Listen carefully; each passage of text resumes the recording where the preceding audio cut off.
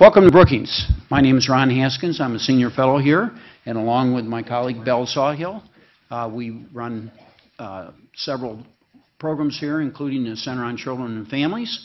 And we're here today to talk about something called the Social Genome Project. This is a fascinating project.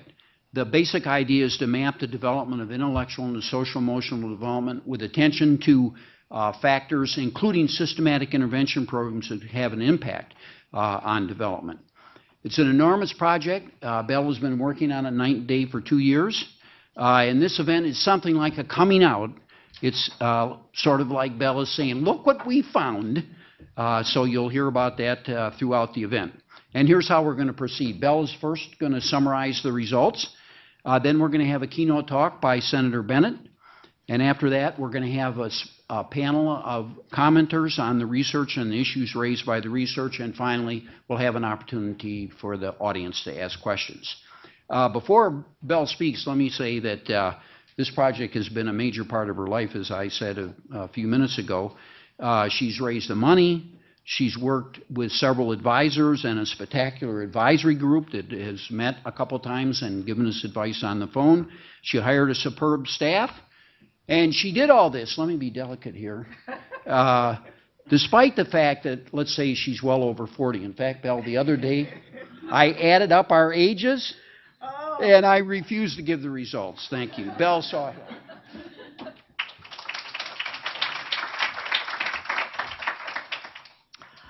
Thanks, Ron. But despite those nice words about me, except about my age, there was a whole team of people that worked on this very hard under the direction of Scott Winship, who is our research director, and our associate director, Carrie Granis. And I really want Scott and Carrie and all the rest of the team, all of you, please stand up so we can, thank you.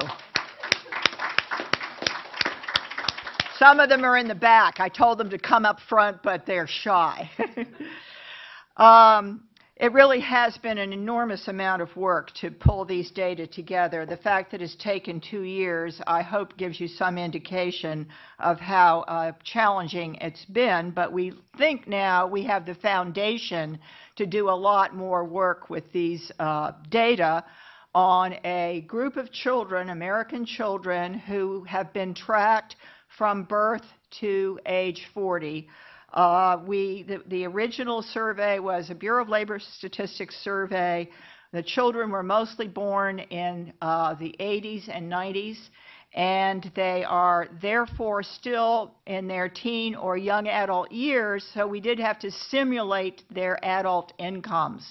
But other than that, it's an attempt to really follow these children through their lives.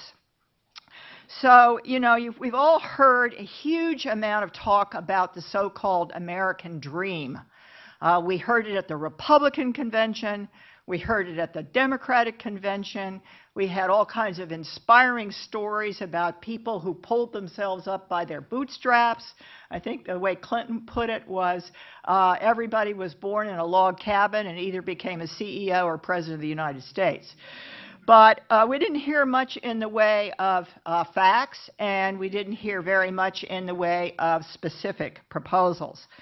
So we'd like to help fill that gap, and let me begin first with the facts.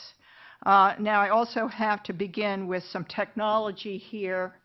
Good morning, Senator. So nice to have you here. Thank you so much for joining us. We're just getting started here. An inconspicuous entrance. I have to, well, no, I'll say that later. We are trying to look at how do we talk about the American dream? The way we talk about it is to say how many people are middle class by middle age. And we define middle age as age 40, which sounds really young to me. And we define middle class as having an income that is 300% of the poverty line or more. And that in 2011 would have been about $68,000 for a family of 4. So this first slide shows you, if you compare children in the bottom income quintile, the bottom 1/5, to children in the top fifth, that almost twice as many of the richer kids achieve the American dream than the poorer kids. And, this is not a brand new finding. There's been a lot of past research, including much of it done here at Brookings, that has shown something similar. But this is a new data source for looking at this in a slightly modified concept. Moving beyond, I think what I always say about this picture is you need to pick your parents well in American society. We have quite a lot of mobility. People do move up and down if they're born into a middle-class family, but it sure helps to have the right parents. And we don't have as much mobility as some other advanced countries, the Nordic countries, Canada, and some others in Europe. So I've showed you how this varies by socioeconomic status or income, but here are some other ways in which it varies. For all American children, the middle bar there, 61% of them achieve the dream from this cohort that we're tracking. And but there are big differences by not only income, but also by race and by gender. The race gap is huge. Twice as many twice as many white children achieve the dream as African American children. And there's also a gap by gender. It isn't nearly as big as by race. But the interesting thing about the gender gap is because we look at how kids are doing all through life, what we find is girls are doing better than boys all through school and even through college, more of them graduating from college now than guys. But then in adult life, it turns around, and the guys by age 29 and 40 are doing better for reasons we can talk about. And I think Scott may have more to say about this later, so I'm not going to dwell on it. Moving on, we do look at all of the earlier stages of life in these children's lives so that we can see why some people are more successful than others. And not surprisingly, it turns out that if you're successful at earlier stages in life, your chances of being successful in achieving the dream in adulthood are much higher. But for that purpose, we created certain benchmarks. We consulted with the experts, we looked at the literature, and we came up with these benchmarks that are predictive, according to the literature, of later success. So what are they?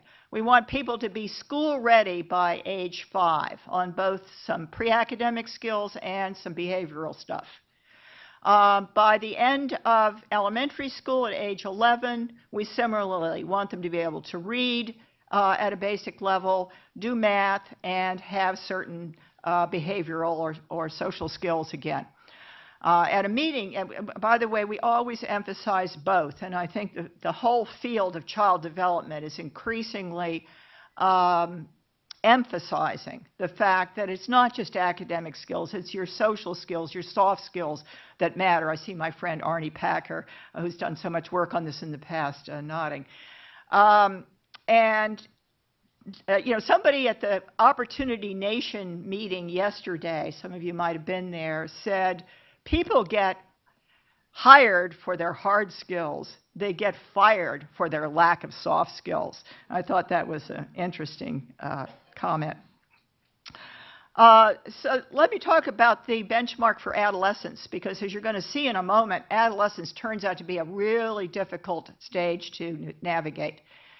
In adolescence, we expect you to graduate high school, have a GPA of 2.5 or better, not be convicted of a crime, and not become a teen mom. So you have to do all 4 of those things to be successful. Now, I'm going to let you guess before I show you the figure what you think the rate for all American children is of getting through adolescence with no problems with crime or teen, births, and with just graduating from high school with a minimal GPA. Ask yourself what you think it is, and I'm going to show you in a minute. Transition to adulthood. That's a really changing period of life these days. Kids leave home later. They get more education. They are much less likely to marry and have kids in their 20s. So our measure of success there was difficult to decide about, but we chose living independently by the time you're 29, no more living at home. Secondly, having some kind of post-secondary degree. Actually, we look at college graduation. Or, if not that, having earnings at that age that are the equivalent of what someone who went to college had. So that's the threshold you have to pass then. And I've already talked about the benchmark for adulthood. So here are the figures for all children in America. And you can see now what the adolescent success rate is, only 57%. I found this quite surprising. You're probably wondering, well, what is it that causes people to get off track at this stage? About half of it is academics, but about 20% is being convicted or becoming a teen mom, and then the other 30% is combination of both academic and social or behavioral. I don't show you the gaps here between the more and the less advantaged, the high and the low income, but they're huge. For example, the adolescent gap is, hang on a sec, 33% get through that stage successfully if they're in the bottom quintile. 76% get through that stage successfully if they're in the top quintile. All of this is on page 7 of the longer report, which I hope all of you will pick up and take away. Next thing I want to show you is a more dynamic picture of what's going on as people move through their childhood and their early adulthood. And this is a complicated looking picture. On the left-hand side, it simply repeats what we already showed you about the proportion who are on track or successful at each life stage. And then, of course, on the right-hand side, in the big numbers, is simply the complement of that, those who aren't. But the little arrows are interesting. Look at the ones in yellow as an illustration of what we're getting at here. This is saying that if you were successful in early childhood, meaning you were ready for school by our metrics, you have an 82% chance of being successful at age 11, doing the reading, the math, and the socio-emotional skills that you need. But if you got off track or if you were not school ready at age 5, then your chances of doing well in that middle childhood period is only 45%. So success begets more success. And by the extension of the logic here, clearly, if you do well early in life, it's going to increase your chances by quite a lot of doing better at the next stage, and then that's going to help you do better at still the next stage all the way through here. So this suggests it's important to start early and keep kids on track as much as possible, because once they get off track, although many come back on, and you can see that in this data, it's never too late to try to get somebody back on track, but it's harder. It's a heavier lift.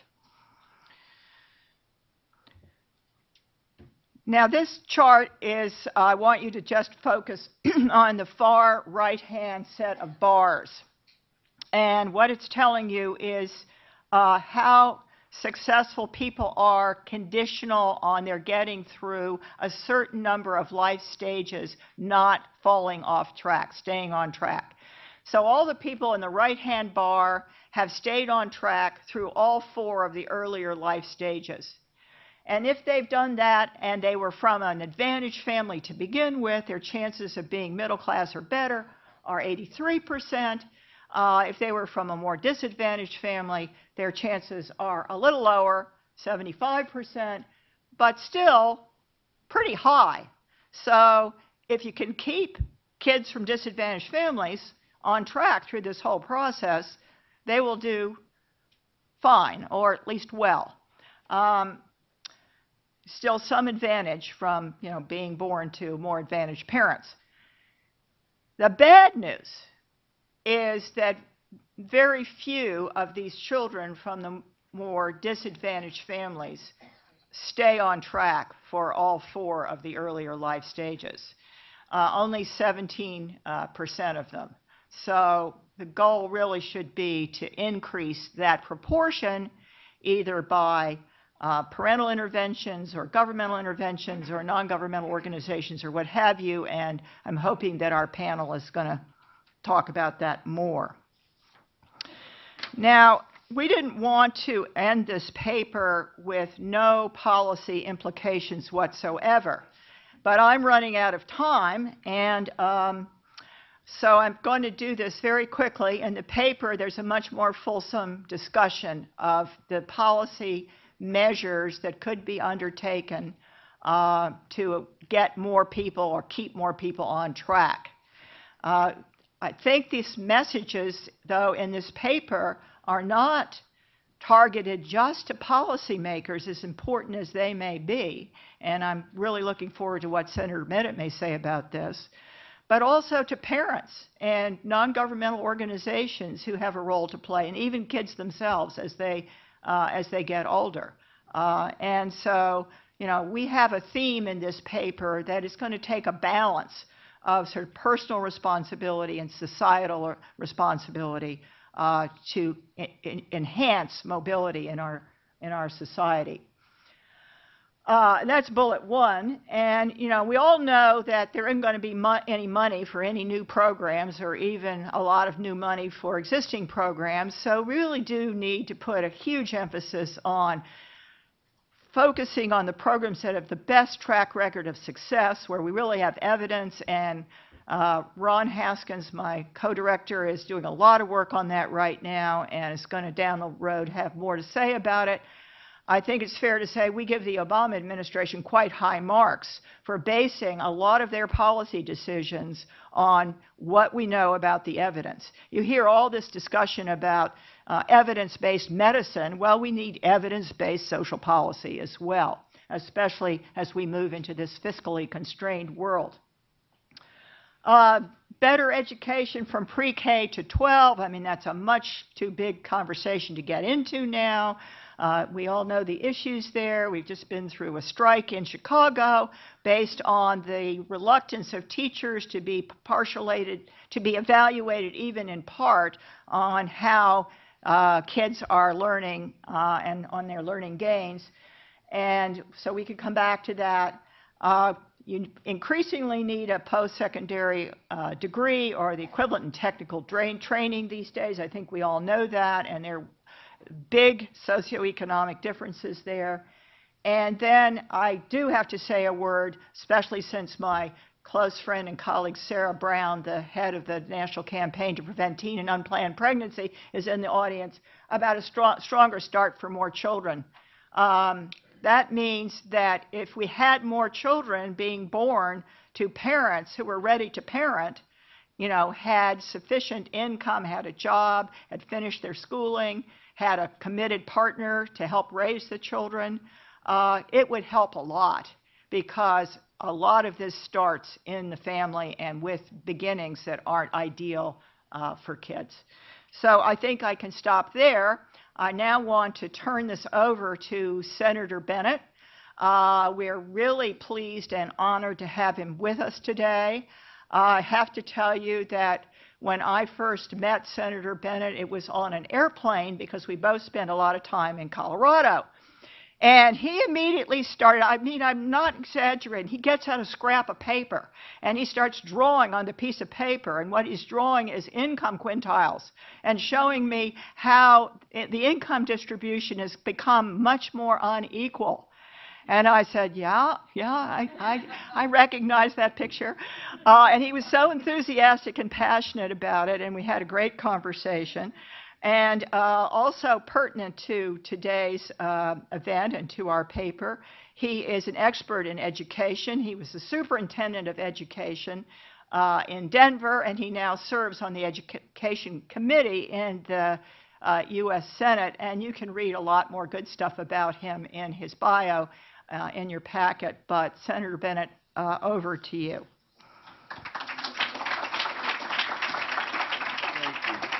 You're welcome. Appreciate it. I was asking how long I had when I came up here. What did you say? 15 minutes. I won't consume all of it, and if there are some questions, I'll take them. Good morning, everybody. I am very grateful to be here and very grateful to Brookings to be talking about two of my favorite subjects, which is the state of income inequality in this country and the importance of education to fixing this. I was struck by Belle's comment about adolescence and the difficulty of adolescence because I was thinking about my three daughters who are on the cusp of becoming adolescent, at least the oldest, who just turned 13. And all summer long, I've been referring to the two oldest girls as pheenagers, as in fake teenagers, because they're always squabbling, they're always at each other. And they were about a month ago doing this, and my 8-year-old daughter looked over at me and said, "Now you see what I have to put up with." And I said, "Listen, sister, you should see what I have to put up with." Let me make a couple comments about this, I think, very important report. First of all, lost in the political conversation that's happening in this presidential campaign is the most important structural economic issue I think that we face, which is that for the last two recoveries, this one and the previous one, we have seen for the first time in our country's history economic growth decoupled from wage growth and job growth. So today, if I had brought it, I didn't bring it, I drew it, and I, of course, didn't know who I was talking to, so I was embarrassed in the end when she gave me her citations. But if I brought the slide that I often use in the beginning of my town halls, what you would see is 4 lines. The top line, gross domestic product, which is now higher than it was before we went into this terrible recession. The second line, the productivity index in this country, which from the early 90s till now has gone almost straight up. In fact, during the recession itself, it did go straight up. And this is a consequence of our response to competition from China and India. It's the use of technology to drive efficiency. And it's the response to the recession as firms tried to figure out how to get through with fewer people. If you talk to people that have portfolios of companies they've invested in, they will tell you that the investments they made during this recession were all about productivity. How do we make what we do more efficient? And then the other 2 lines on my chart are median family income, which, as this report shows, is basically where it was in 1995, and it's declining. That's the most salient economic fact to the people that I represent, because they're earning less now than they were 10 years ago or 15 years ago, and their costs of higher ed and their costs of health care have skyrocketed out of control. And the final line is employment. We have 23 or 24 million people that are unemployed or underemployed in this economy, even though we're generating the economic output we were, in fact, more than we were before we went into this recession. That has led us to a place, and I don't need to tell the people in this room this, it led us to a place where income inequality is greater than it has been at any time since the country's history, since 1928. And my policy conclusions on this are fairly simple. I mean, we need to do some things. We've got to invest in infrastructure. We've got to fix our immigration program. There's a whole bunch of things we need to do. But most fundamentally, I think the 2 things we need to do is educate our people much better than we are, which this report tells us, but many of our policymakers pay no attention to this, and politics pays very little attention to this. The worst the unemployment rate ever got for people with a college degree in this recession was 4.5%, which I think is a pretty significant stress test of the value we place on that college degree, or the proxy that that college degree is for us, and when we think about hiring decisions and we think about layoff decisions. 4.5% is the worst it ever got, but if you're born into poverty in this country, your chances of getting a college degree are 9 in 100.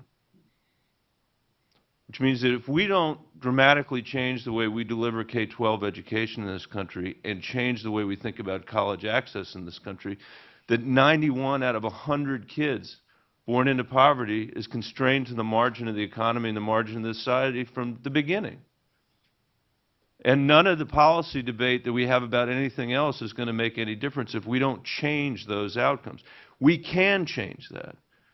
This year, there are 30% more children graduating from the Denver Public Schools and going to college than in 2005. It's doable.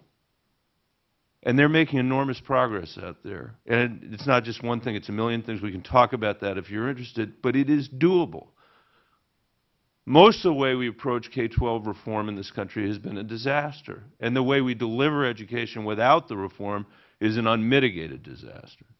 We can do a lot better. By the way, over this period of time, since George Bush the son became president, not the father, and this is not a partisan observation, it's a temporal observation, we led the world in the production of college graduates when George Bush the son became president. Today we are 16th in the world.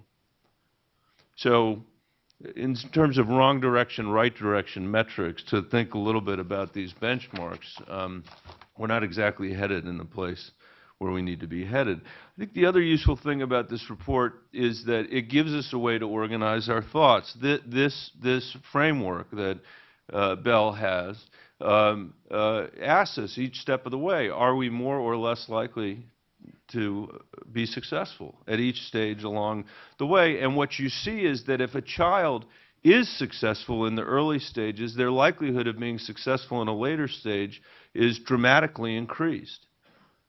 If they're not successful, and most poor children are not because we haven't done the work we need to do, they're not going to succeed. So what this points out is the tremendous waste of human capital that's going on in this country if we don't change what we do. The final thing I'll say is, well, let me make one more observation about, well, I won't. So the final thing I'll say is this.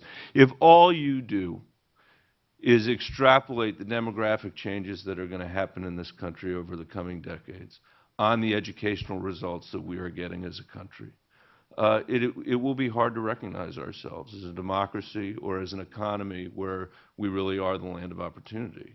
If things left to their own devices are going to lead us to a place where that income gap is only going to widen and where the educational attainment of people that are living in poverty is only going to diminish over that period of time.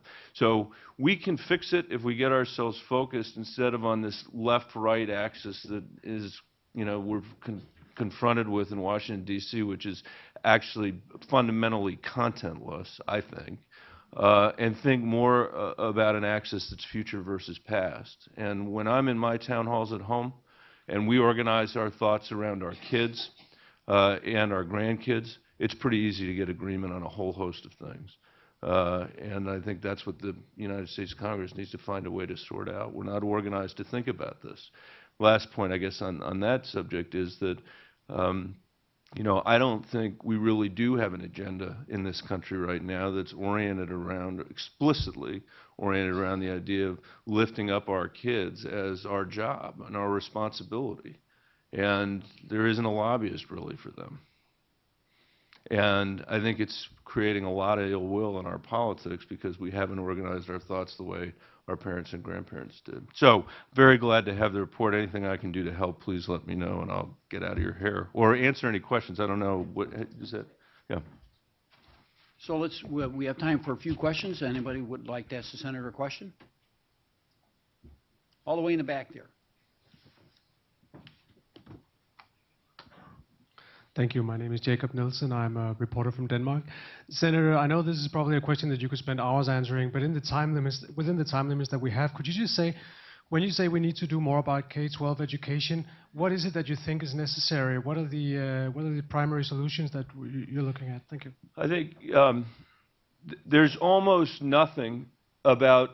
I could take hours, and I would love to, by the way, but there is almost nothing about the way we've organized the incentives and disincentives in K-12 education that are aligned to the outcomes that we want for kids.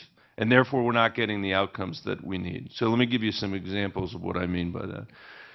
The entire system that we have of training, paying, retaining, inspiring teachers is a vestige of a labor market that discriminated against women and said, you've got two professional choices. One's being a teacher and one's being a nurse. So how about coming to the Denver Public Schools and teaching Julius Caesar for 30 years of your life at a really low current compensation? But if you stick with us for those 30 years, we'll give you a pension that theoretically is worth 3 times what Social Security is worth today, but you're not sure it's actually going to be there when you get there, and you're not going to be there anyway because we're losing 50% of our teachers from the profession in the first 5 years. We subsidized K-12 education for decades in a labor market that discriminated against women, and we were very likely to be getting the best British literature student into the classroom in that system. That's been gone for decades, but our system belongs almost completely to that time in the country's history. So, I mean, some thoughts on how you would change that. I believe strongly that we need to create alternatives for the master's degree programs that are out there training our teachers today. I think we should be embedding our teachers in more residency-based models like medical residencies where they're actually learning from master teachers in the classroom the pedagogy they need to be able to reach our kids. We're not preparing our teachers well at the outset. We need to change the way we pay teachers. In Denver today, if you're teaching in a high-poverty school, you get paid more for that. It's harder to find people to teach in a high-poverty school. If you're bringing a special set of skills like math and science and special ed, you get paid more for that. If you're driving student achievement, you get paid more for that. And we need to differentiate the way we pay our teachers, and we should be paying them a lot more on the front end than we do today. The incentive structure for our children is completely screwed up. Everybody in the country says they want more STEM graduates, more graduates in engineering and mathematics. Here's how that system worked in Denver, and it works this way in most of the country. The requirement for graduation from the Denver Public Schools was 2 years of mathematics. I'm not a huge believer in seat time. I believe we should be measuring, proficiencies and then moving kids along if they're ready to move along. But math, unlike other stuff, if you don't use it, you lose it. You forget it. You have to practice it. I looked at the remediation rates of our high school graduates that were going on college in math, and at some of the local institutions, it was 90% of our kids were being remediated in higher ed. A lot of reasons for that, but one was that we were only requiring those 2 years of math. Unless you passed the algebra exam in the 8th grade, in which case we were saying to our strongest adolescent mathematicians, your reward for that is you only have to take 1 year of math. Today you have to take 4 years of math in the Denver Public Schools, and your reward for passing that algebra exam is you get to take a higher level class in mathematics before you leave. I can give you chapter and verse examples like that of how the incentive structure is working against our children in those very fundamental ways. And we are wasting an awful lot of the money we spend on K-12 education. The last point I'll make on it is this. I used to say that the nature of our reforms was breathtaking in its lack of originality.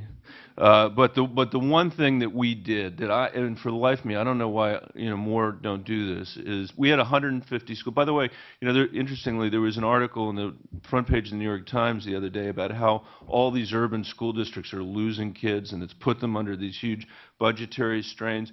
When I became superintendent in Denver, there were 72,000 children in the school district. It had been losing kids every year, basically since the advent of busing in the early 70s. Today, there are 83,000 kids in the Denver Public Schools, and our school-age population in Denver has only grown 2% over that period of time, which has created enormous opportunity in a place where we were having a very diminished academic environment because of the downward budgetary pressure. We've been able to attract our kids back. Why did I get on that topic? Sorry. Oh, here's why. So, breathtaking is lack of originality, except for one thing, and that was that I started almost every day with my chief academic officer and 15 of our principals. We had 150 schools and 150 principals. We now have 170 schools. We started every single day with them in a school for 2 hours having a conversation about teaching and learning and how to take that back to their buildings. Not about who got left on the bus, not about, what boiler was broken, but about what we were doing in the classroom. And we would, I'll give you an example, hand out a piece of paper to our principals. It was a piece of student work, because it's very important for people to look at student work. And the way we approach that in K-12 education is somebody stands on a big stage someplace in an auditorium with no windows while everybody's bored to death and says, look at student work, look at student work, which nobody does. We take the same piece of student work everywhere we went. It was a 4th grade writing sample, and the principals would look at it and they'd say, this doesn't make any sense. It's like a foreign language. It'd be a crescendo of this. And then my chief academic officer would say, based on what you've read, what are Nancy's strengths as a writer? And for an hour, they would have a conversation. She writes from left to right. She has some sense of story structure. She spells high-frequency words correctly. That's the close quarter work that needs to be done. But what we were able to do by working with our principals in this way, and I saw every principal in the school district every 3 weeks as a result for 2 hours, was we created a vanguard for reform. And people that wanted to get with the program stayed with the program, and people that didn't left. And if you go out there today and talk to the leadership in these schools, you'd find that 98% of them, or 95% of them, are on mission.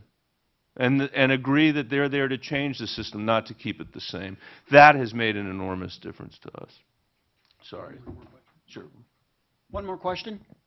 Up here? About halfway up on the right? Somebody's going to have a stroke in the front. I'll give a short Oh, answer. okay, all right. Hold on. Go ahead. What do you think about the findings that the social and emotional skills are as significant as the academic skills, but play no role, apparently, in teacher evaluation or curriculum design? And so we teach what's relatively easy to teach and test instead of what's crucially important. Yeah, I mean, I appreciate the findings in the study. I didn't need them to know that, because talk to any teacher in America and they will tell you this. And the implications are important for how we think about teaching, and they're also very important for how we think about parenting. The role that families have to play in doing this work.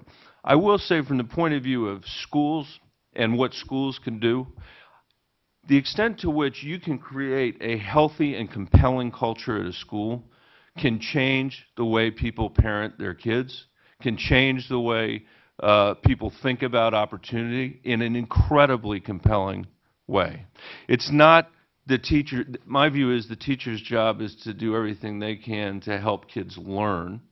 But if you're in an environment where there isn't a lot of confusion about what the rules of the road are, and a kid isn't lurching from classroom to classroom with one set of rules here and another set of rules here, different set of expectations about the behavioral issues, you can make a lot of progress.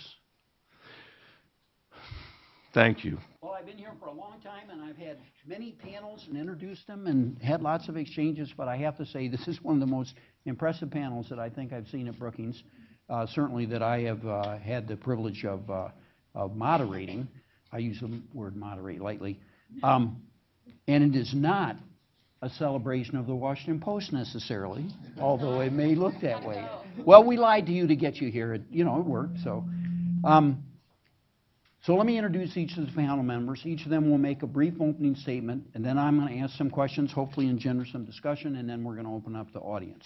So Scott Winship, my colleague on my right here, whom we stole from Pew, and he quickly established himself as a major national voice on mobility and opportunity, and he's the director of research, as Bell has said, for the SGP project.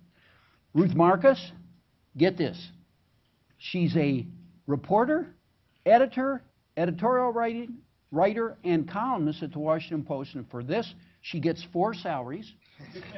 So she is in the upper 1%, and I would expect her views will change right what we watch during the panel here, because she's in the upper 1% now. Third is Mike Gerson, a syndicated columnist for the Washington Post, a former speechwriter and senior advisor to President Bush, and he was the inspiration behind the very successful and still ongoing, is my understanding, AIDS program in Africa that started during the Bush administration, in great part because of Mike's efforts. And then Juan Williams from Fox News. I have a friend who calls him the progressive rose among the conservative thorns at Fox News. So he's not only up on the news, but he's also up on history. He's written some really remarkable books about history, especially Eyes on the Prize, which is a history of the civil rights movement. I think this might be the third time that you've been on one of our panels, so you can tell by the fact that we invite him back all the time. We're really pleased to have him. So we'll begin with opening statements. Scott, go ahead. Great. Thanks, Ron. It's a pleasure to be here this morning and among such distinguished panelists to talk about such an important topic. So I want to highlight, give a little bit more background on a couple of the findings that Belle cited in her presentation, and then say a few words about personal and public responsibilities. But first, let me give you a little bit more background about the Social Genome Project that I'm the research director for. The project has two primary goals: to promote a better understanding of social mobility and how kids do or do not succeed in the long run. And the second is to estimate the long-term effects of a range of policy interventions. That's ongoing work, but hopefully we'll continue to have some more interesting findings for you on that front. To those ends, we pursued several different strategies. We have a model that we've built on family formation and pregnancy that we call FamilyScape. And you can find information on that at our website at brookings.edu/CCF. The goal there is that we can actually simulate the impact of policies to, for instance, reduce unintended pregnancy. We have a report on that. Eventually, we hope that we'll be able to say something about what the impact on kids would be if we were able to, for instance, delay childbearing, as one example. Today, we're presenting results from the social genome model that Belle was talking about, which follows kids from birth to 40. And in time, we'll use that model to simulate the long-term impacts of things like expanding early childhood education. How would that affect college going and adult incomes? But that's a little ways away. So essentially, our social genome model data is what you get if you start with a representative group of women who are coming of age in the 1970s, and then follow all of the children born to them as long as you can through adolescence. Some of them were born relatively recently, so you can't follow all of them through to adolescence. And then simulate outcomes for them for the ages that they've not yet reached. So the data really represents kind of what's happened to kids and adolescents today and what we expect will happen as they age into middle age. And so I'll refer you again to our website, where we actually have a fairly long technical guide where we get into all sorts of gory detail about how we built this thing, about how we know that it accurately reflects what's likely to happen. So that's brookings.edu/CCF. Okay, so Belle's given you an overview of findings from the model. I want to highlight a couple of the opportunity gaps that she mentioned. The first one, an area that we hope to do a lot more research on, is this issue of gender gaps. So as you can see in the paper in Figure 3, we found not only that men succeed at higher rates than women in adulthood, but that's actually a reversal of what you see all the way through age 19. So girls have advantages on all of the indicators that we look at, essentially academic, behavioral, from early childhood all the way through adolescence. In the transition to adulthood, men catch up, and then by age 40, men have surpassed them. So I think my interpretation of Figure 3 is that we actually ought to be focusing quite a bit of attention on sort of what's wrong with boys. But on the other hand, that before we're kind of ready to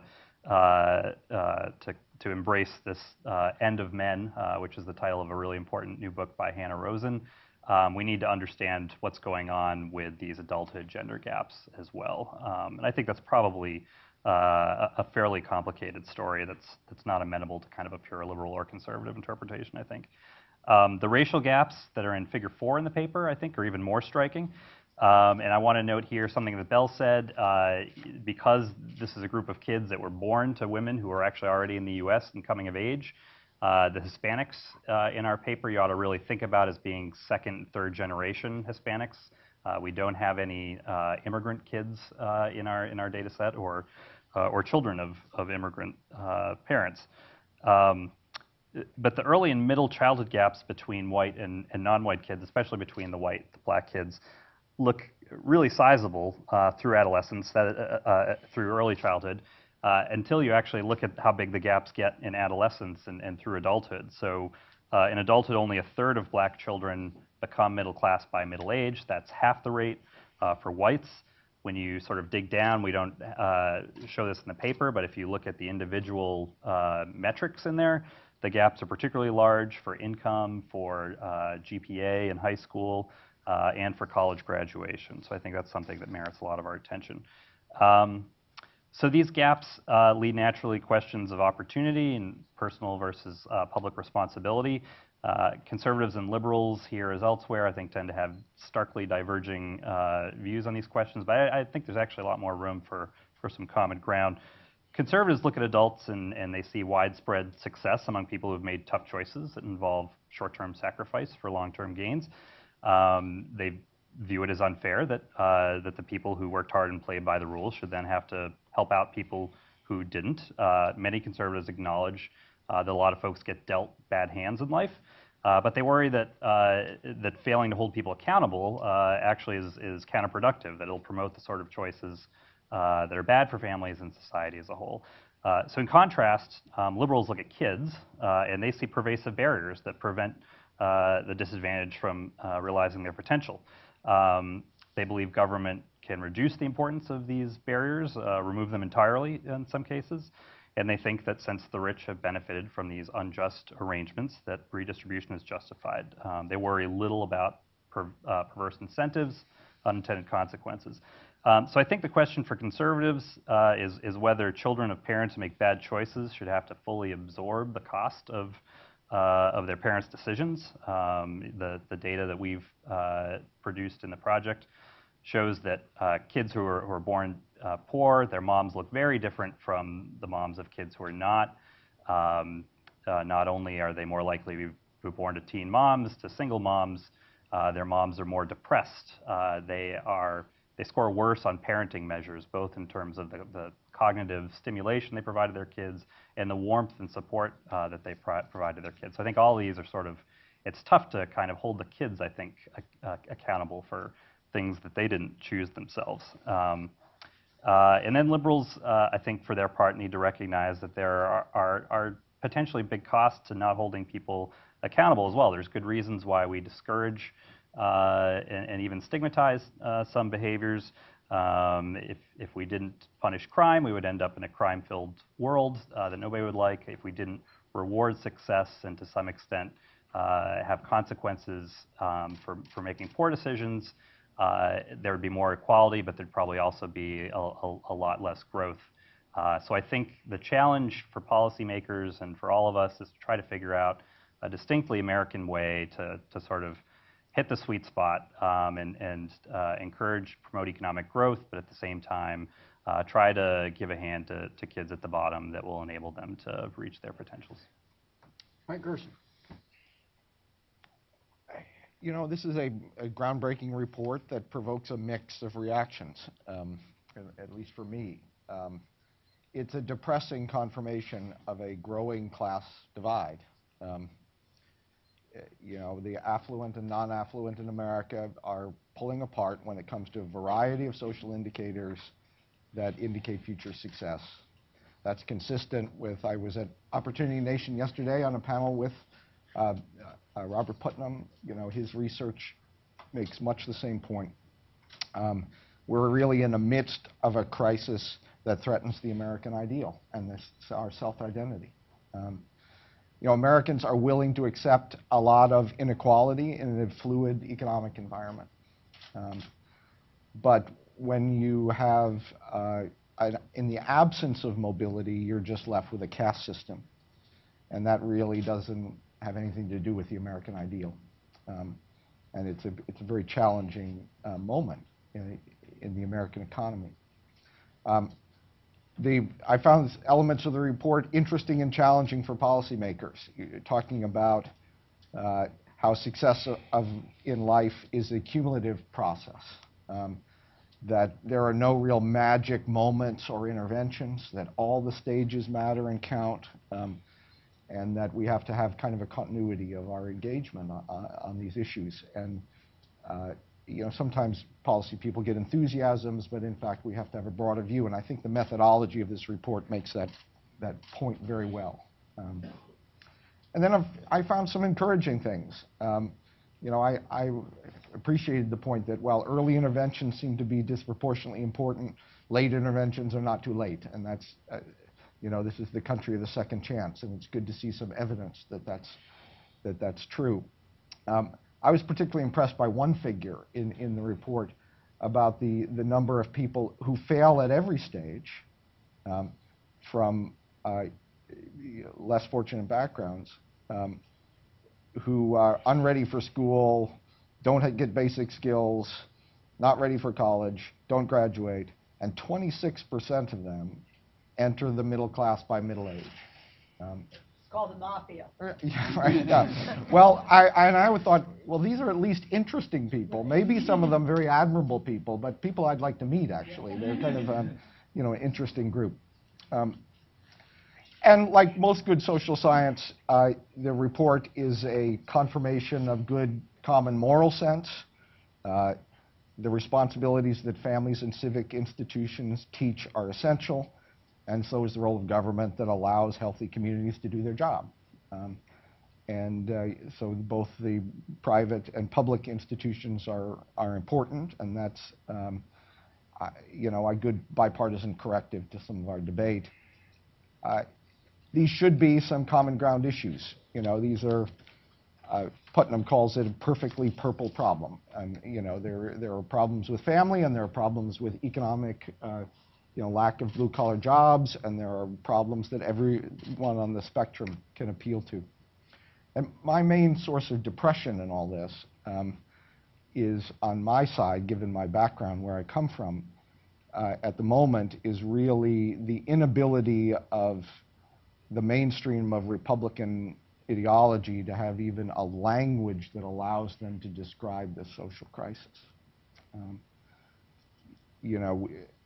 I think Republicans have a lot to offer on the fiscal crisis, on particularly unsustainable health entitlements, and something to offer on the economic crisis, competitiveness, growth, and other things.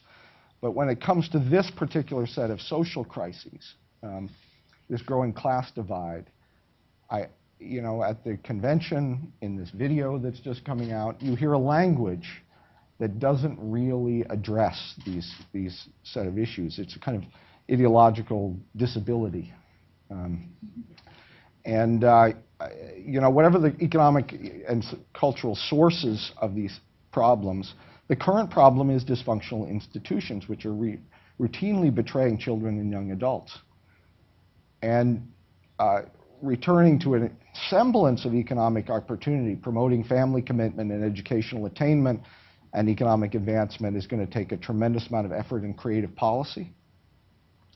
Yet, and I'm going to vent about this in the Washington Post tomorrow, which is part of the prerogative of a columnist, but we have the Republican ideology of pitting the makers against the takers really doesn't offer anything in this debate.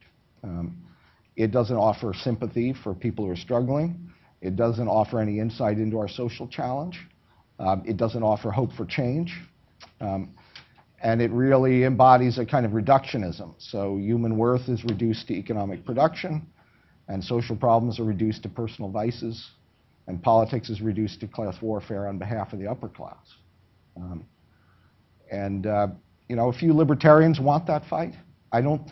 My personal view is that given Mitt Romney's background and record and faith, I don't think he holds that view. But I think there are a lot of Republicans that parrot this view because they lack familiarity with other forms of conservatism that include some conception of the common good. And so from my perspective, there really is no excuse You know, Republicans could turn to a Burkean conservatism, which emphasizes the little platoons. They could turn to the Catholic tradition, which talks about subsidiarity and solidarity. They could, from my perspective, they could draw on kind of Tory evangelical social reformers, you know, Wilberforce and Shaftesbury.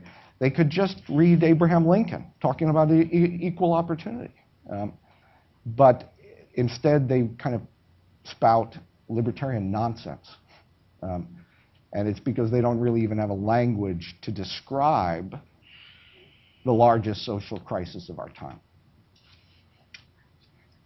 Nicely Well, done. Ruth Marcus. Follow I'm that. presenting in the Washington Post tomorrow. Now I'm nervous. Mike teed me up absolutely perfectly, and I was saying to Belle before this that I don't exactly know how she knew that this video was going to emerge at exactly the right moment to set the stage perfectly for this event. But She gave it to Mother Jones. if that's true, I'm leaving this panel now because it was, you know, one of the great scoops of this campaign. And the reason that it's a great scoop is that it really, I think, goes to the central element of the current political debate. And if it were up to me, what we would do at the debates that are forthcoming is we would hand out this report. We would give each of the candidates 30 minutes to read it. That would not make for the most compelling television. And then the moderator would simply say, discuss. Because I think if you stack up in particular, and so I'm glad Mike a little bit softened the way for me to talk about the elephant in the room today, who I really think is Mitt Romney. If you stack up Mitt Romney's comments in the videotape against the findings of this report, you really just find this huge intellectual disconnect between the reality as presented in this report and his conception of reality. And I think we've spent a lot of time talking about the question, the fantastic quote about the 47% and taking out our little pie charts that we had when Rick Perry raised this back earlier in the campaign and rehabbing those. But I think there's actually, in some ways, a more important and revealing aspect that a quote from Mitt Romney, and it's this: frankly, I was born with a silver spoon, which is the greatest gift you could have, which is to get born in America. I'll tell you, 95% of life is set up for you if you're born in this country. Mitt Romney needs to read this report because that's a very interesting, very revealing, and as this paper shows, a very debatable statement. It's actually particularly interesting because I know that Romney has cited Bell and Ron's work about the one part of this equation, which is an important and critical part, and I'm not diminishing it in any way, which is the importance of family and background and hard work. And so he, and for example, in his speech at Liberty University, noted that those who finish high school, work full-time, and wait to have children until marriage have a 74% chance of joining the middle class. But I think his vision, and it's one that is really important, as Mike said, for us to talk about, for the Republican Party to talk about, for the American people to talk about, is one that really seems to primarily envision these achievements as a matter of individual and maybe even family will. So that he talks, he has a very compelling story, for example, about his own father and his struggled, wasn't able to pay for college, but managed to become the head of a car company and the head of General Motors, and Ann's father, sort of same classic American dream. But it ignores the findings of this report that, to be blunt, some spoons are a lot more sterling than others. Yes, though there are some new findings about increasing economic mobility in other countries versus America. As a general matter, being born in America is a great thing, but there's a difference that is very important based on where you're born. And I'm just going to go to one more quote from Mitt Romney. I have inherited nothing. Everything I earned the old-fashioned way. That's just, look at these numbers. it just ignores I'm going to use some quotes from the paper now. It ignores the reality, quote, that economic success in America is not purely meritocratic. It helps, as Bill said, if you have the right parents. Those born into rich or poor families have a high probability of remaining rich or poor as adults. So if you take Mitt Romney's socioeconomic profile and you apply it to the report, he had an 82% chance of ending up in the top 3 quintiles by the time he was 40. That number, 82%, would have been 30% if he had been born into the bottom quintile.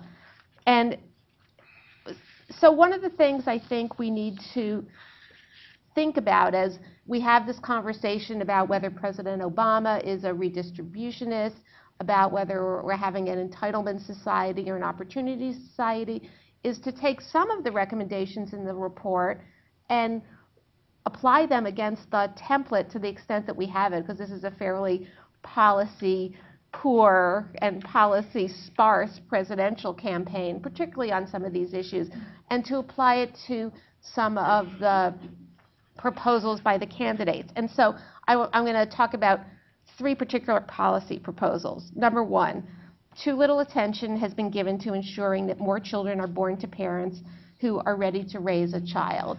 My friend Sarah Brown is here. Cutting the teen pregnancy rate has been a phenomenal achievement. One of the things that I know I'm being very sharp and slightly ideological for a panel at the Brookings Institution, but I'm going to take the benefit of being an opinion columnist and let it rip.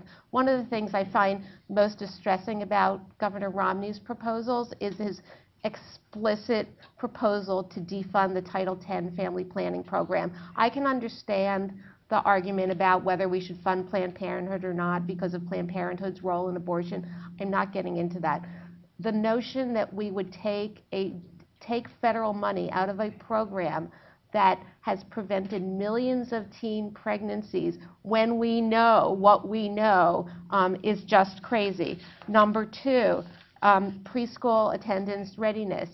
Look at Governor Romney's otherwise quite interesting in many ways, white paper on education, not a word about preschool readiness. Number 3, paper talks about college degrees being increasingly a prerequisite to being in middle class by middle age. Governor Romney talks about making the college marketplace more competitive, shopping around. He's not as clear as Congressman Ryan has been about what he wants to do with Pell Grants, and there's an argument, I know there's a raging argument about whether increasingly raising Pell Grants helps drive up college costs. But I think one thing is clear, and I'll close with this, which is a quote, another fine quote from this really important report. Putting the full responsibility on government to close those gaps, these are education gaps, is unreasonable, but so is a heroic assumption that everyone can be a Horatio Alger with no hope from society. I think, I know I've picked a lot on Governor Romney, but I think as the debates come up, the role of the individual versus the role of government and how government can and should be used to help ameliorate this lack of mobility and the findings in this report is just essential to the political debate. Thank you. And now for a rousing defense of conservatives and Governor Romney, Juan Williams. Well, thank you so much, Ron, and thanks, Belle, for inviting me back. I learned today that you're hired for your hard skills and fired for your social and personal skills, so I'm surprised I was invited back given my personal history, but thank you very much. The thing that stood out to me in this report, and something that obviously is so deeply personal to me, is the racial gap. That if you look at the numbers, there's no question. The big gap here is racial. That remains, here we are in 2012, a huge, huge problem that if you were born a black or Hispanic child, it's clear from the numbers that your likelihood of success in America is much less. Just no question. And we think of ourselves, and people talk about post-racial America and the like, but the numbers illustrate race matters to this day in America. And similarly, what stands out to me in looking at race in this study, the words written, I suppose, by Bell Sawhill or one of the assistants, which was that, yes, we have to have some personal responsibility, but we also need government intervention. But even as important as government intervention is attention to culture. That culture plays just as large a role as that government intervention. Now, what I know is that from listening to conservatives, likes of social conservatives in particular, Rick Santorum to Mitt Romney, they feel free to say personal responsibility and culture, especially in minority communities at the moment, play a role in perpetuating poor outcomes, the outcomes that we have seen illustrated in this study, beginning with lack of preparation for school to not succeeding in school and the like.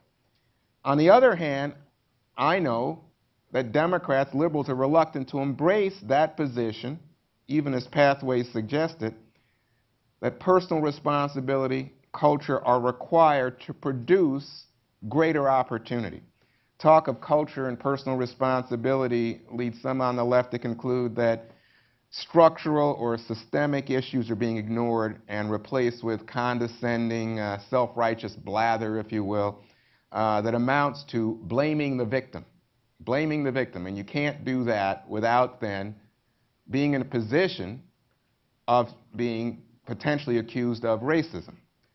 Now, let me just say, as someone who grew up in poverty, I have no disdain for the poor. I'm not even trying to feign any understanding of struggle. And by the way, I got in big trouble during the Republican convention when I said that I thought that Mrs. Romney's speech, in which she was going on about their struggles as a young couple, and that prompted me to call her a corporate wife, and people are still upset with me about it. But to me, and I think this is what is evidence from this report, two college-educated young white people, both coming from wealthy families, even if they're starting out in a small apartment, that is not the struggle that we're talking about here. And we're not talking about that, joblessness and trailing from childhood on in terms of these benchmarks. So that's not the kind of struggle that we're dealing with here this morning. But from the left, there's a fear of airing dirty laundry, if you will, giving ammunition to the right, or allowing and encouraging indifference to the poor by buying into the idea that the poor have the power to help themselves. And again, this amounts to people who fear that you are blaming the victim if you put that pressure on the poor.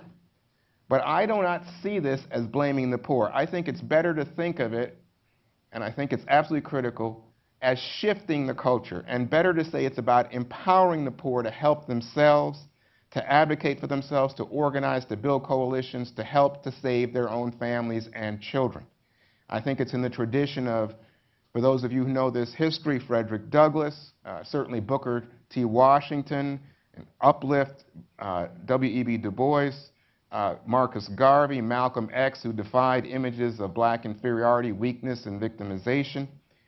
In every case here, what you have are black leaders who believed in the black community and black America controlling its own fate. Not victims, not people relying on white guilt, but black and Hispanic people as heroes in a struggle, noble struggle to achieve justice.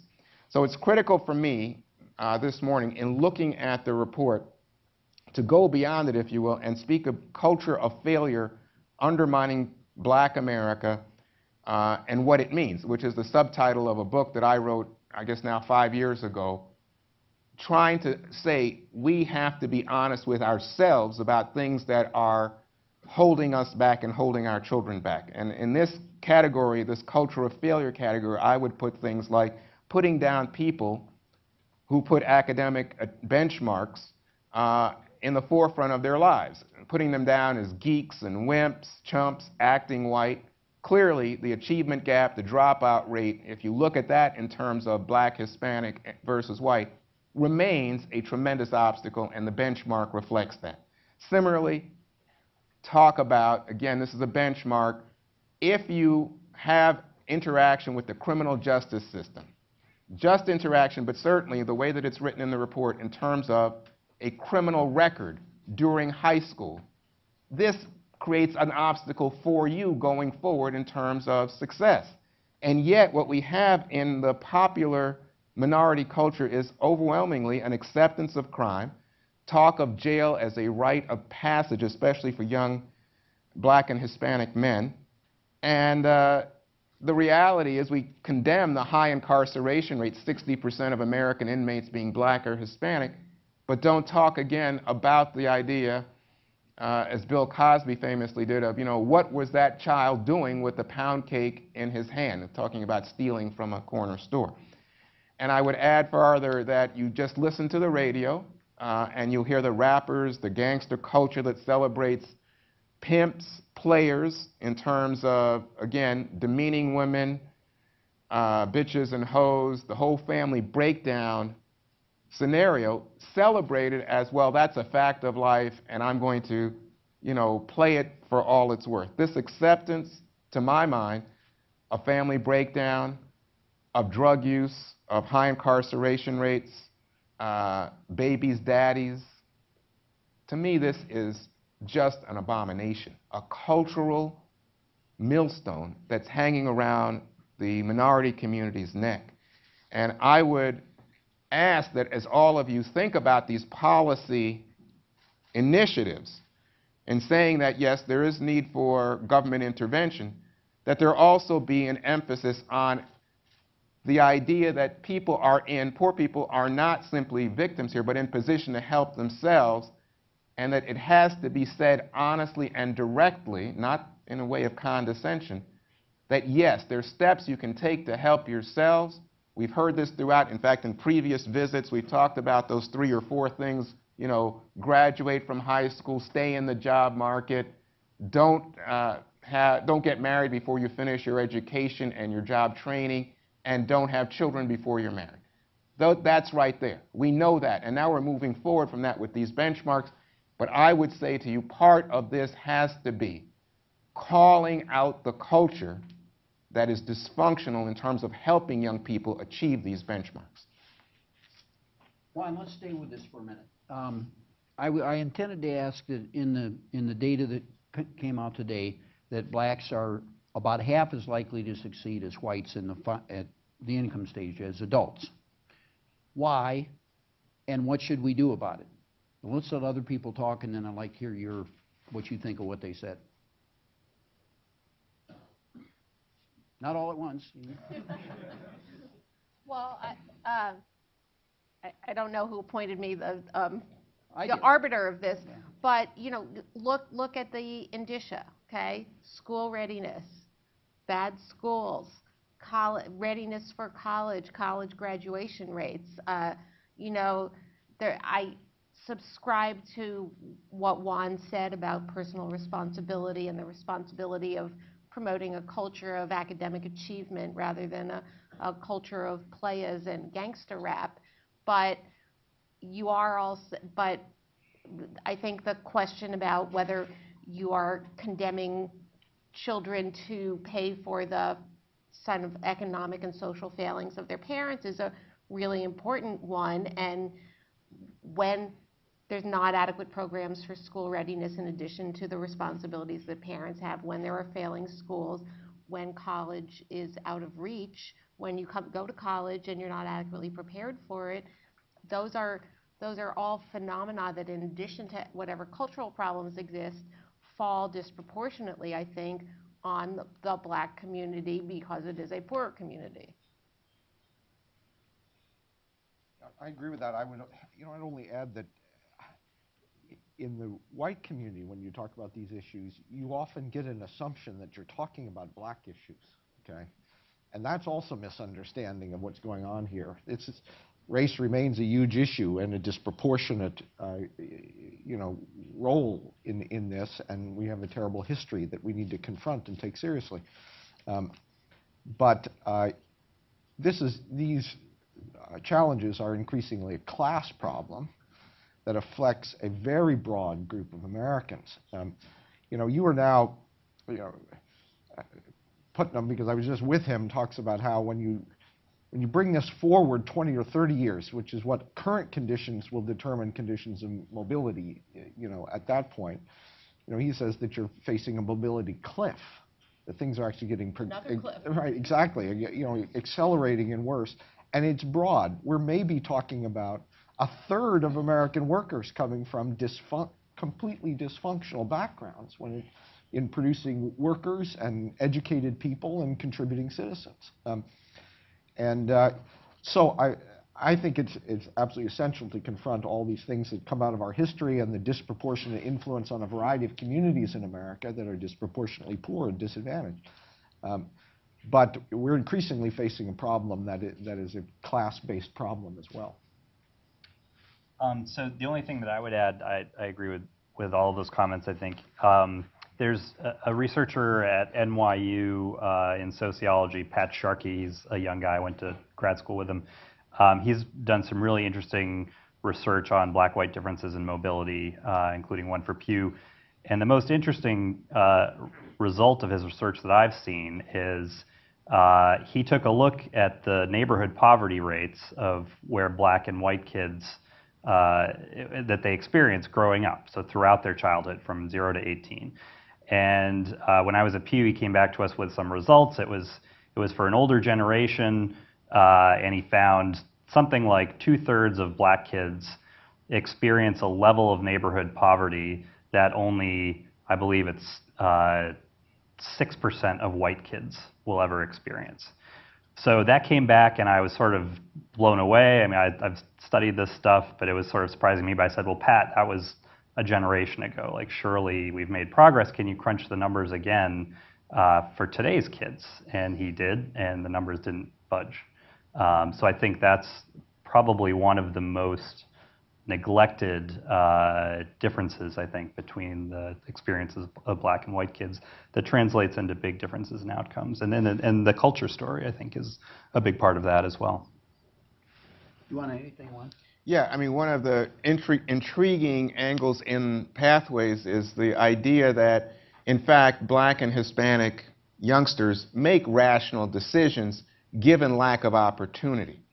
That it's not the case that you would look at these youngsters and say, oh, well, they're just condemned to failure and they have no volition in terms of decision making, that in many ways, in response to poor quality schools or neighborhood poverty that you were discussing, Scott, that people then make decisions. I've heard this argument made about black and Hispanic women who have a very high out-of-wedlock birth rate, that they make a decision about not marrying because they look at the available cohort of men and decide, well, I can do just as well without this guy as with this guy. And so it's not a decision that it's lacking in intellectual content.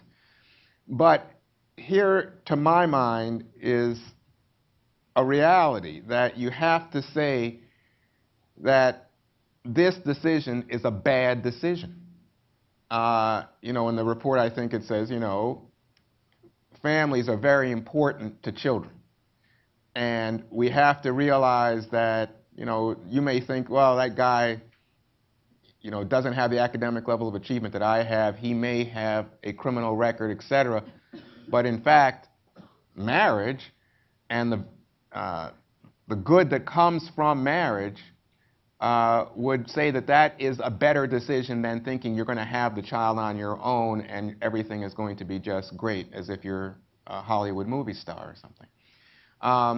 And so similarly, for young black and Hispanic people who decide, well, the schools aren't that great, I don't believe anybody's really invested in me being a success coming out of this neighborhood, I live with this grinding poverty, et cetera, I see it all around me, that it is a bad decision then to give in to it in terms of that culture, that it is always better, and I think this is part of Bell's theory, it's better to graduate from high school, even if it is a bad high school, in a bad city, in a bad neighborhood, than to not graduate from that school. I was on the board of my college, and they gave us applications to Haverford and said, you know, you pick the kids who get in. It's very difficult to get into Haverford. And I, of course, picked the wrong people. And they said, you know, the key here is not just looking at the GPA. The idea is you look at people who are able to flower where they were planted, people who take advantage of that situation and do the best possible with it, and we give them very high consideration for that. And I would say that's true about kids growing up in the poorest of neighborhoods, that if those kids are in fact taking advantage of bad schools or difficult neighborhoods and proving that they have that kind of staying power, I think that is evidence of someone who's on their way to success. Here's a proposition for the panel. I think Senator Bennett might agree with this proposition, and it is that the U.S. is not going to be able to do much about income inequality in the near future because good incomes are dependent on good education and our schools are lousy. I think that's right. I mean, especially if you're thinking about poor and minority kids. We have a strike in Chicago, you know, where I think this part of this discussion is so real. And we have obviously the 47 and the Romney stuff. But I think, to my mind, the failure, you know, I often wonder why is it that poor parents and poor kids aren't marching in the streets for better schools? And, you know, why is it that Rahm Emanuel is the one that's standing up there and screaming at the teachers? And then you see that public opinion in Chicago is with the teachers and not with Rahm Emanuel. It's bizarre to me. I'm going to take a more hopeful view. I actually think that the debate within the Democratic Party and on the Republican Party side has dramatically shifted. Everybody, I think, except perhaps certain elements of teachers' unions, understands that the current system is failing too many children, that we need dramatic changes in school structures, rules for teachers, accountability. There, No Child Left Behind, for all its flaws and for all the criticism, much of it unfair, that's been hurled in its direction, I think transformed the notion of accountability, which is much more embedded in the political dialogue than it once was. And I think we are understanding more and more about what it is that makes a good teacher, what it is that makes a successful school. I think the willingness of Rahm to stand up to the teachers' unions and to insist on some measures of accountability, a longer school day, things like that, are really essential. It's not your father's Democratic Party when it comes to teachers' unions, and I think there's an interesting question on the Republican side, actually, about the willingness to stick with No Child Left Behind. Mitt Romney has a very interesting notion of making education entirely portable so that a child anywhere would be able to sort of pick up his or her school, I don't want to call it voucher because I know that's such a loaded term, but school entitlement and go to any school, you know, go from the inner city to the fancy suburban school system. That's intriguing. There's some practical questions about it. On the disappointing side, he really wants to undo, as I understand it, a lot of the accountability measures of No Child Left Behind and sort of substitute simple transparencies so that parents will have information about schools and know what they're getting. I don't think that's nearly adequate, but I think the fact that this is now, it's not enough of a focus of the current political debate, but the fact that education reform is seen as a given and a necessity in both parties is a positive and important step. So the question from me to you, Ruth, would be how quickly? I mean, obviously, if you or I had a child in one of these schools, you'd say, oh my God, I need that school fixed now. I can't wait 10 or 20 years. And yet, even in the settlement of the strike, the pressure was on Rahm from the unions, and he's able to get some teacher evaluation, and as you point out, longer school year in there. But this is not the radical reform that I think that we need. Yeah, I will add just a little more depressing perspective in that. When I'm the cheeriest yeah, person I on know. the panel, we're in a lot of trouble. Because there is a fairly strong cross-ideological bipartisan reaction against No Child Left Behind that's undermining the interests of minority children. I had lunch with a Democratic senator this week who was commenting on the fact that there was a gutting amendment for standards in the Senate Education Committee that had been proposed by Republican Lamar Alexander that was the single most urgent ask of the teachers union. Okay? So that was the alliance. So you had a Republican who doesn't believe in any federal role in education at all, okay, in this instance, endorsed by the teachers unions to avoid, the basic commitment of No Child Left Behind, which was testing and disaggregating data by racial background, okay? And that, so I don't see too many, I don't see that urgency, on these issues. Now, I'll admit that the testing regimen and other things could be modified in the way that accountability is applied, but I just don't see too much emphasis on the national level of taking it to the next level of, most of this is kind of undermining, undermining those attempts. So. So I agree that we need a real urgency that's not there for education reforms to promote upward mobility from the bottom. I think I'm more of an optimist. There's certainly diversity of view, I think, even within the Center on Children and Families on this point, that the next generation will, like generations in the past, be better off than the one that preceded it. I mean, we can do a lot better if we solve a lot of the problems that we've got in education, but I don't see a lot of reason, looking at the best evidence from the Congressional Budget Office, for instance, on trends in income, that people will actually be worse off than in the past. All right, here's a little bit more optimistic view of things. We have not emphasized this yet, but the report says that there are interventions at every stage that's crucial of those first 4 stages that have been tested by the very best scientific methods and that produce outcomes definitely where the experimental group, the group that gets the treatment, does better than the control group, and in many of these cases even passes a cost-benefit test. So we have a lot of possibilities for things that we know will work, and the Obama administration, as Bell implied, is developing this whole area a lot more. We're going to have more interventions that have been shown to be successful in 3, 4, 5 years. All right, so there are 2 problems with this, though. Still in office.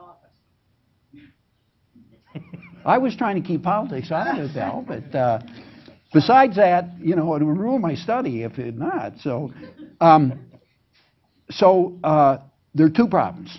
One is we're spending $1 trillion between the federal government and the states on social programs, but we're not necessarily spending on these kind of programs that are successful. We have a great penchant for spending money on junk like Title I of the Elementary and Secondary Education Act. And the second thing is we're about to cut spending.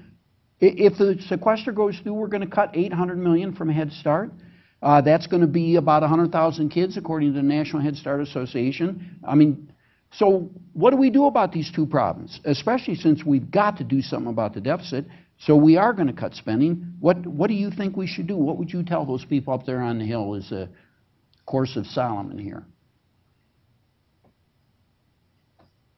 Everybody's looking at Mike. Well, I mean, I gave my proposals. You look at the report. You look at the incredible failure of people to, if they don't, the inability of people to move if they don't meet these metrics, except for our magic 26% who might be interesting and fail and still end up in the middle class. And you look at the suggestions: diminish teen pregnancy, promote school readiness, promote educational responsibility, figure out ways for college readiness, college completion, college affordability, and you've solved a lot of the problem. Why we have not focused our current political debate on those issues is somewhat beyond me, but I think for all the money we spend, we do know a lot of useful solutions and approaches, and we can have debates within those about which ones are better and which programs within those work. But it seems to me the path that's set out is fairly clear. I'll add a little maybe partisan point here. I think Republicans have a very important point when it comes to health entitlements and how that's going to essentially eat up the entire rest of the American budget because of, longevity increases and cost inflation increases put on top of an existing health entitlement commitment that's just going to make everything else impossible. And that represents, if you just go down this path, so let's increase the percentage of the economy that we take in taxes to fund unsustainable health entitlement commitments, that represents a massive transfer, intergenerational transfer of wealth from young people and young families and workers to the elderly. And that's the exact opposite of what you're trying to get in a situation like this, where you want to do those interventions that come early. Now, I'm not sure the Republicans are all that focused on those interventions, which I think is a shame. But I think that that's a prerequisite, if you talk about the next 20, 30, 40 years of American social policy, to having any ability to do any of these interventions for the sake of young people. And that's going to not just require marginal changes at the edge on these programs. It's going to require significant reform of the way that we do health entitlements. And I just like to say, I totally agree with Mike. I don't think it's a partisan point. It's not a matter of partisanship. It is, to quote President Clinton, a matter of arithmetic. And I think there's a real opportunity for Republicans to move in the direction of what Obama's doing in terms of trying to ensure that the programs are effective and to hold them accountable. I would love to see more Republicans kind of adopt a fund and prune sort of strategy where we fund a lot of different things and we evaluate them and we cut mercilessly the things that don't work, but we fund the things that are promising. It's a guy, Jim Manzi, who is affiliated with the Manhattan Institute, National Review, some other leading lights of conservatism, who's advocated that the federal government do just a massive number of experiments to try to figure out what works and redirect spending in that direction. So I would say that efficiencies, obviously, clearly if you have a limited source of funds, you have to go with what works. And I think that's what this report says. Here are things that we know work and are demonstrable, and we are encouraging it. Where it plays out in its, I think, most potent form is education. And where education begins is with family formation. So in those two realms, I would say put your dollars down. In the education realm, I would say that, again, I have lots of regret over the attacks on No Child Left Behind, but Race to the Top has been largely about proven programs and saying we will, from the federal government perspective, invest in states that are using these proven programs, these proven strategies to advance, and in particular advance the success of minority children. And in the realm of family formation, again, I think that you have to speak to that larger culture. I think you have to encourage marriage, in particular, as an essential for people who are serious about getting out of poverty or staying away from poverty. Audience, okay. Some young person is going to dash toward you when you raise your hand, and I recognize you, and they're going to give you a microphone. Please stand up, tell us your name, and ask a succinct question so we can get as many questions as possible. Right here in the middle. She's not dashing, but... James Sang, this is for Scott. I was looking at your description of the social genome model, and you helpfully present the standard deviations on most of your parameters, but I see no standard deviations on the estimates of giving you do a lot of imputation, extrapolation on the percentages of success and failure at various stages. My guess is that you have a grim report, which, in fact, if you look at the standard deviations, could be awful. I I think that's probably right. I'm actually forgetting now what we've got standard deviations for and what we don't, but it's, I mean... Your input parameters like maternal ages and graduation rates, but not at the end, whether they reach the middle class or not, what have you. Okay, that may be an omission. I'll double check. I mean, so this is the first report that we've put out. It's kind of scraping the surface and presenting the big things that pop out, but I agree, there's a ton for us to dig into, and I think that's a really important question. This is what we all love about Brookings, the very first question, standard deviations. Right here, back there, on your left. Anthony Granado with the U.S. Conference of Catholic Bishops. I just want to thank you, Mr. Gerson, for mentioning the role of Catholic social teaching. There's been some discussion amongst you all about, the cultural values of people at the lower economic strata, and certainly there are legitimate concerns about that. But my question is, what about our leaders, our policy decision makers in the realm of political economy?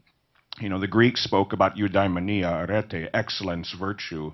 And it seems that the only virtues that are really talked about in our political economy is winning and dominating power and success, while income inequality gets bigger and the health of our republic is undermined. So I wonder, to you all and to Mr. Gerson, what can we do?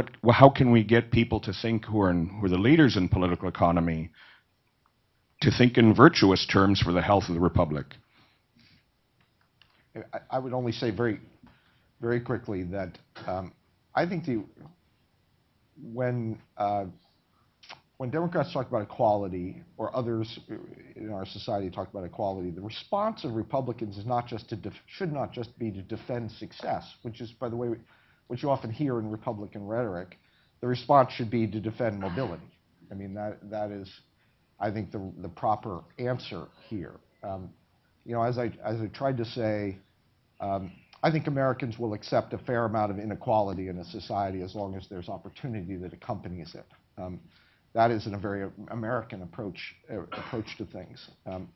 And it is kind of the Lincolnian free labor, Whiggish kind of message, is that you prepare people to seize opportunity in a free and fluid society. Government has an important role in making sure that the structures that allow people to seize opportunity are in place. And it requires a recognition. Sometimes people use equality of opportunity as a dodge to say that means we don't have to have real equality. But equality of opportunity is, in fact, it's not a natural state. It's an achievement of a society.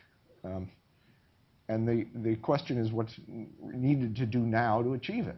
And that's what I would love Republicans to talk about. I think they have a real contribution to make in talking about conservative and free market methods to get people the skills and values and background and structure that allow them to succeed in a free economy. And that's what concerns me really the most about the current debate, because we're having this debate now about entitlement society versus opportunity society, about takers versus makers, that imagines that basically refutes the premises and the findings of this report, that imagines a degree of opportunity and mobility that is simply not true. And if you're making policy and politics based on false premises, you're not going to get to the right policies. So I think to some extent the Republican Party needs to re-examine, for many of its members, its premises about the degree to which America is an opportunity society and the degree of economic mobility that we have, or else we're never going to get to a healthy debate about what the fixes should be. Next question. Gentleman in the back with the, here. Come up toward me, and on the right, the gentleman with the gray hair. He's getting really old. I can tell from here. I can't even see his face. Frank, stand up. You must have read my mind. I didn't have my hand up, but I had a question. Good morning, everyone. Frank Fuentes, University of Texas, Austin. First, a comment. I think that the report does a good job, but in the discussion, I think we need to disaggregate Hispanic and Black, simply because the issues really are very different. For example, 63% of Hispanic families are married, but that has not made one iota difference in their financial standing or their accumulation of wealth, which is unlike all the other groups. So just one example. Given the size of the Hispanic population and the youthfulness of that population, 25% of last year's kindergarten class nationwide was Hispanic. How do these issues get addressed when the Hispanic community is clouded, or the public discourse is clouded, with the issue of immigration, which is really, in day-to-day life, a very small concern in the Hispanic community itself? Well, I'll take a shot at that. First, I would argue against your impulse to somehow pull away the black and Hispanic experience, because if I look at the charts, I see the people who have the worst incomes are blacks and Hispanics. And so there may be cultural differences. We talked about the marriage one that you cited, for example. But in terms of outcomes, and I think that's what we're looking at here, clearly there are larger dynamics or forces at play, and race in a white majority society appear to be that larger force or have something to do with it. And the culture that I was picking up on, again, seems to me to have something to do with this. If you look at incarceration rates, if you look at dropout rates, if you look at levels of achievement gaps, again, blacks and Hispanics are marching along. Poverty rates, it's a, too sad a story. What was the second one? I forget the second one. I didn't know there was a second. The second part of your question, Frank, I'm sorry. The second part was about all the public discourse and Immigration. discussion of immigration, and it keeps these issues, real, everyday life concerns in the Hispanic community, from being addressed. Because it's like, we can't talk about those issues because the elephant in the room is immigration. Well, I think that for so many, in terms of, when we do polling and focus groups right now, and of course this election, and ask Hispanic voters, immigration does become number one.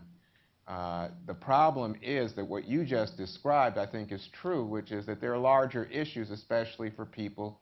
And I mean, that's, if you look at it in those terms, people talk about unemployment, talk about education, talk about the larger social pressures that they feel. Healthcare, huge in the Hispanic community as a concern. So those are all very real. But again, to my mind, I just guess I view it differently. I don't see it as an either-or situation where you say, oh, it's not immigration. When you have people fearing deportation of relatives and fearing that, they're being viewed, especially in the Arizona situation, as not legitimate citizens or subject to different sets of laws, people feel personally offended. Yes, right here.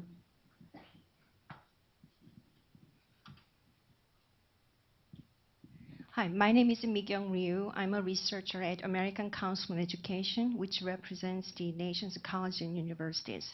I really appreciate this today's report because it helps me a lot to crystallize the fact that educational gap or socioeconomic mobility gap evolves over time. So I'm pretty sure I'm going to use this reference material from now on to advocate for the need for education intervention. But at the same time, there's one finding that caught my attention, which we really didn't talk about. Over the course of 40 years, through which the children were monitored, even though everybody who hit every single successful benchmark, there's still at the end, between less advantaged and more advantaged population, there's a still gap in the mobility. So 75% versus 83%. So 8% point gap, it may not be such a big deal, but what would be the takeaway message from that gap?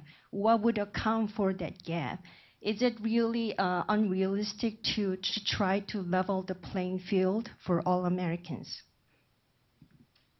Yeah, no, I think that's an important finding that we didn't talk about enough today. So I think what it says is that essentially there are disadvantages that persist, and that even if you do work hard and play by the rules, you still have barriers that aren't there for the typical kid who is more advantaged. This is a result you see in lots of other data too. If you look at economic mobility over a generation, then someone starting in the top fifth who doesn't get a college degree, I believe, is more likely to end up in the top fifth than someone who starts in the bottom fifth and does get a college degree. So it speaks to the fact that there are lingering disadvantages to growing up poor. What accounts for them? I think it's really hard to say. It's certainly another topic I think that we're gonna look into more in our future research. But imagine what a better world we would live in if we got the gap to that degree of narrowness. Yep. It may be troubling that it would still exist, but what an achievement that would be. The supplement to Scott's point, though, that we showed in our previous work is if people from the bottom that get a college degree, they increase by a factor of 4.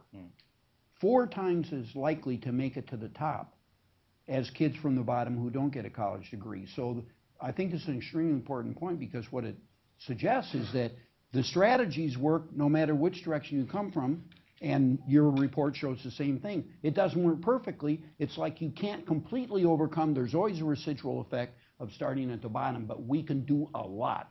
And public policy, in this case, a university education or a 4-year college, can do a tremendous amount. Next question.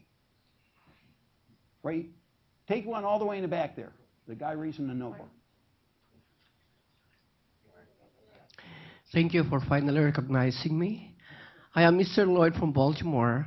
The guy who asked question before me is talking about Hispanics and blacks, and in many cases we don't usually include the Asians. Many of the Asians are not really very rich, but they excel very well in school. What do you think is the case? Good questions. So let me just speak to why we don't talk about them in the report, and it's a common problem that you find, unfortunately, in social science, which is that the data, unless they make special efforts to include a large number of Asian Americans, for instance, then you just don't end up with enough in the data to be able to say reliable things about them. As to explaining the success that Asian Americans have had, boy, that's a big question. So part of it's got to be, right, selective immigration. You've got a lot of people who give up everything to come to the U.S. And have a better life for their kids. That's certainly true in the Hispanic community as well. I think there's probably a culture story there as well. If you look at the parenting measures, I think Asian parents tend to sort of do everything right. I don't know if the tiger moms are doing everything quite right, but they actually have, objective measures of kind of what constitutes effective parenting, and Asian American parents tend to do very well on those. Asian American kids, have high college graduation rates. I don't think anyone has a real handle on what the story is, but. Yes, next question. Right here in the middle. Let's go right here, this young lady, near the wall. Hi, my name is Dina Kastner. I'm with the National Association of Social Workers. And on figure 4, which talks about the percent succeeding at each life stage by race, how does that account for income differences by race? So that's another set of analyses we've not yet done. We've done some analyses that look at race by gender differences, because we thought there might be some interesting results there. On a lot of indicators, you tend to find that African American women are making sort of bigger strides than African American men are. But the limited look that we gave that didn't indicate big differences didn't indicate big racial differences between men and women. But we've not yet looked at kind of what's driving things, income or race. Last question. On the aisle there? Yeah, right there. Hi, Andrea came from the National Campaign to Prevent Teen and Unplanned Pregnancy. We've talked a lot about what the report might mean in terms of policy implications, and Juan talked a little bit about sort of how to take this and help actual real people maybe make decisions in their own lives that would build on what the report tells us. And I'd love to hear more from the panel about how do we take this and actually translate it out to real parents and young people, teens, adolescents, young adults, in terms of how they can improve their prospects based on what the research shows.